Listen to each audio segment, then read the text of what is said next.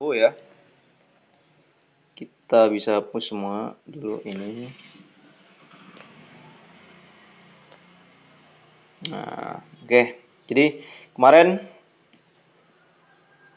dia membuat kenaikan ya. Setelah dia turun, aku terkecoh kemarin di sini ngebuy di sini ternyata cuma candlenya satu candle bullish doang di M30 dan akhirnya dibanting lagi. Ya kalau pasang SL plus sebenarnya aman, cuma karena aku nggak pasang SL plus akhirnya kena SL ya. Lalu malamnya jam berapaan? Kurang lebih maghrib isya kayaknya ya. Aku nggak buka market lagi. Dia tiba-tiba koncong bullish. Nah, sini kita perlu hati-hati teman-teman. Kita nggak bisa langsung open buy dan nggak boleh langsung open sell. Kita harus cek dulu area-areanya, potensi-potensinya gitu ya. H4 seperti biasa di sini. Sekarang harga ketahan di supply ya. Nah, kita bisa jadikan ini data dulu gitu ya. Oke, ketahan di supply. Apakah kita langsung sell? Oh, tunggu dulu. Kita lihat dulu di low time frame. Nah, kelihatan di M1 dia mencoba membuat kenaikan lagi ke atas gitu ya. Tapi bisa lihat di sini teman-teman. Bisa lihat di sini. Nih ya. Ini candle bearish engulfing. Bearish engulfing, bearish engulfing. H4 enggak kelihatan kalau H4 cuma kelihatan ekor doang ya. Di H1 kelihatan engulfing, bearish engulfing. Nah, di M30 juga kelihatan. Di sini ya. Kita bisa tandain aja ini order blocknya. Kita tandain. Nah, ya, ini akan menjadi penghalang harga untuk naik. Kalau ini sampai berhasil di break. Ini berhasil di break ya. Nah, ini akan kencang. Tapi aku lebih ke arah sell dulu ini teman-teman. Ke arah untuk kita nge-sell dulu.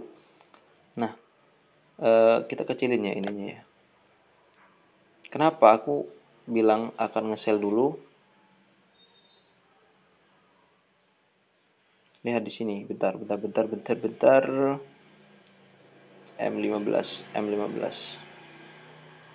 Nah, ini kan order blocknya ya. Kita warnain lain aja. Coba lebih langit. Oke. Nah, kenapa?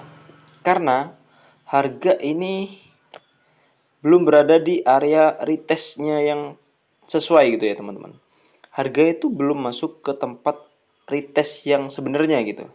Bisa aja kita kegocek kalau mau ngebuy kayak kemarin gitu ya. Nah, kayak di sini. Yang di sini kemarin kita salah menarik Fibonya. Nah, di sini ya. Kita mengasumsikan harga reject di sini karena ada rally base rally di sini. Ternyata dia turun sampai ke zona demand yang di bawah. Zona demand yang ini ya. Nah, kalau tarik Fibo ternyata pas di situ. Kita terkecoh, kita cuma narik dari sini. Nah, kalau ditarik di situ ya OT-nya emang di situ, teman-teman. Pas di area trendline yang ini. Trend ini kan ada trendline. Kalau ditarik ke sini kan bentuk trendline gitu ya. Nah, sebenarnya kalau kita lebih jeli, kita bisa tarik Fibo dari sini. Gitu ya. Nah, dan pas OTE-nya di sini. Di level ini, teman-teman. Ini kalau dapat ya tadi malam gede banget, teman-teman. Kita open OTE open buy di OTE ini. SL-nya bisa di bawah, kalau di bawah ini lebar ya. Nah, di low yang ini sebenarnya bisa 60-an pip lah ya gitu ya. Kalau ngikutin Fibo SL-nya yang di sini lebar teman-teman, 100-an pip. Kalau di sini sekitar 60-an pip lah ya. TP sampai TP2 di sini. Dapat 300 teman-teman. 300 pip. Gila. Nah, itu ya yang tadi malam ya. Nah, yang sekarang ini aku takutnya kalau kita ngebuy buru-buru ngebuy sama kayak kemarin digocek lagi. Kenapa? Karena aku melihat zona, nah di sini ya. Di ini. Di sini ada rally base rally. Dan ini belum diambil sama harga, teman-teman.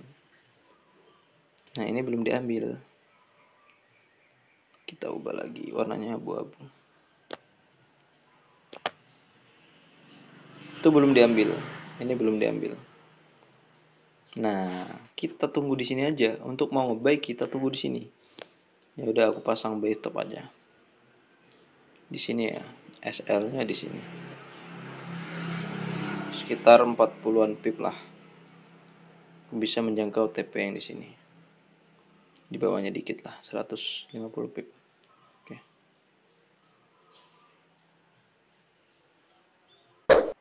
Nah, untuk sekarang aku lebih condong ke sell, teman-teman. Kenapa? Kita coba tarik Fibo dari sini ya. Ini kan ada high, tarik ke low sampai yang ini.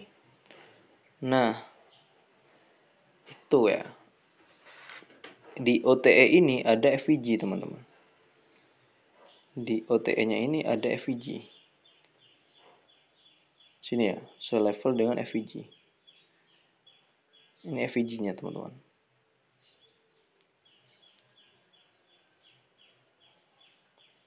Oke. Dan kita bisa gambar supportnya. Ini kan support ya, support minor di M5. Ya, di sini support. Oke.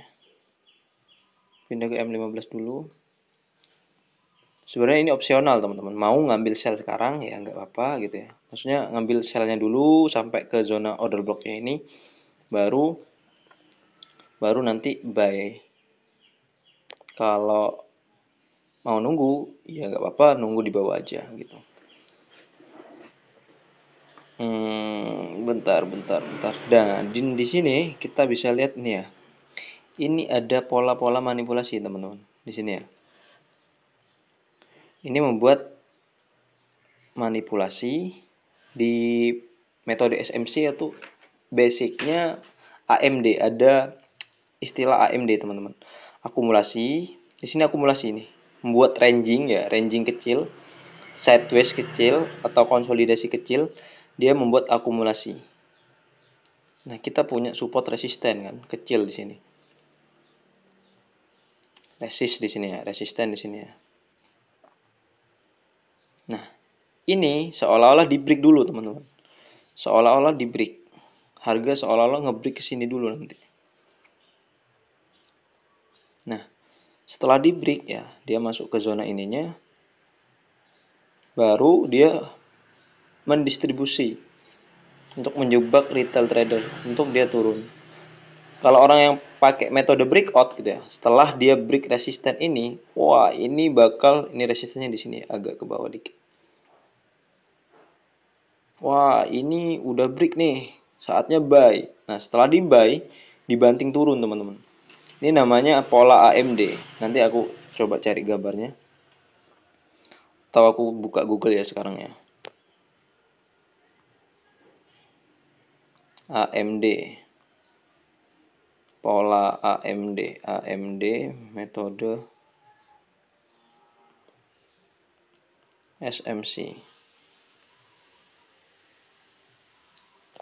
Coba lihat, teman-teman. Akumulasi. Kok nggak ada sih?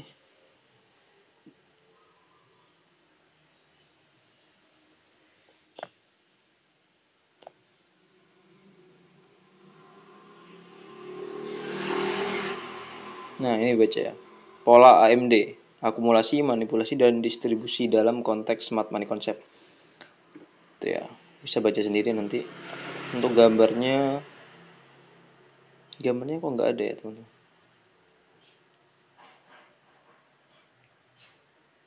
Ini ya, nah ini. Yang teori gambar yang teori ini. Nah, dia membuat akumulasi dulu. Sideways, break dikit, membentuk manipulasi gitu ya. Orang-orang yang pakai metode breakout mengira dia udah naik ke atas gitu ya. Ternyata setelah itu dibanting turun lagi. Nah, kayak gini, teman-teman. Itu kelihatannya gambarnya. Akumulasi, sideways, turun dikit, ngebreak bawahnya, supportnya. Dan setelah ngebreak, habis itu banting ke atas. Kalau orang-orang yang FOMO untuk nge-sell, dia sell di sini, akhirnya kena SL. Tapi kalau yang paham dengan pola-pola manipulasi seperti ini, dia ngebreak, sengaja dibuat ngebreak untuk setelah itu dibanting ke atas. Nah, ini ya. Nah, bisa lihat akumulasi. Ini manipulasinya ke bawah teman-teman, untuk dia akan didistribusikan ke atas. Nah, ini yang contoh sell gitu ya. Nah, di sini akumulasi sideways, bawa naik ke atas, manipulasi, setelah itu dibanting turun kenceng gitu ya. Kita balik ke MetaTrader. Ini agak hati-hati, agak tricky teman-teman, sabar aja, kita tunggu di area ini untuk kita nge-sell. Di area OTE tadi ya, ini cuma manipulasi ke atas. Kok ini sih? Di sini ya, kita tarik Fibo-nya di OTE. Di area-area ini. Nah, di sini juga udah ada bearish engulfing gitu ya. Aku mau ambil sell dikit aja. 0,05. Karena ini cuma koreksi gitu ya. Di sini bisa SL ku di berapa? Di sini. Ini berapa pip sih? Kalau 0,1 itu sekitar 35 pip. Oke, TP-nya aku bisa di sini. Nggak usah jauh-jauh, aku ambil di TP2. Tempatkan. Nah, kita hapus saja. Terus yang buy kan OTE-nya di situ ya. Rally base rally-nya di sini. Kita coba tarik OTE teman-teman. Ini kan udah pullback ya, naik dari M5 nggak ada pullback sama sekali, dia baru pullback di sini. Pullbacknya di sini ya teman-teman. Pullback maksudnya koreksi gitu ya. Pullback, ada yang bilang pullback, ada yang bilang retest, ada yang bilang koreksi. Pullback atau koreksi, dia koreksi lanjut naik lagi. Jadi kita bisa tarik Fibo dari sini ke atas. Nah, OTE-nya ada di sini ya. Tapi kita nggak boleh ngambil OTE yang atas, karena itu nggak masuk. Misal kita mau nge-buy di sini teman-teman, di OTE yang ini ya, jangan. Ini agak bahaya, bisa masih dibanting ke bawah karena zona rally base rally-nya atau order block-nya masih ada di bawahnya ini gitu ya. Jadi nggak semua OTE itu langsung kita asumsikan bahwa akan reject di situ, enggak. Kalau emang nggak sesuai dengan zona-zona penting seperti support, resisten, atau order block, demand, supply gitu ya, kita sabar aja, nunggu dia masuk. Berarti sampai di OTE yang ketiga ya. Tadi pas banget aku buy limitnya di OTE ketiga. Gitu ya. Oke, itu aja kalau untuk ini, untuk SAU kemungkinannya. Kita sabar aja, jangan buru-buru masuk. Kalau mau masuk pakai risiko yang kecil aja untuk sell-nya. Oke.